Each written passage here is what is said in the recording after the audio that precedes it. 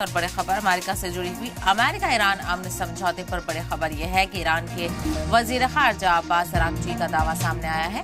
हम समझौते के बहुत करीब हैं। तो ईरान की तरफ से भी ये रद्द-ए-अमल सामने आ गया है। डोनाल्ड ट्रंप ने भी बड़ा ऐलान किया है, ईरान पर नए हमले नहीं करेंगे। समझौते पर सिग्नेचर जल्द मुमकिन है। तो आपको बता चलें, अभी तक अमेरिकी सदर डोनाल्ड ट्रंप की तरफ से कहा जा रहा था कि जल्द ही समझौता होगा। तो वहीं ईरान अभी कोई रद्द-ए-अमल नहीं जाहिर कर रहा था। तो वहीं ईरान की तरफ से भी अब इसमें बड़ा बयान सामने आया है।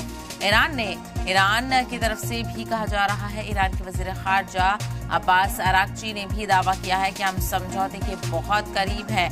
डोनाल्ड ट्रंप ने भी बड़ा ऐलान किया है, ईरान पर नए हमले नहीं करेंगे। तो समझौते पर सिग्नेचर जल्द मुमकिन है। तो जिस बात का इंतजार पूरी दुनिया को है, क्योंकि मशरिक़ वस्ता में जारी कशीदगी को लेकर पूरी दुनिया की नजरें इस पर बनी हुई हैं।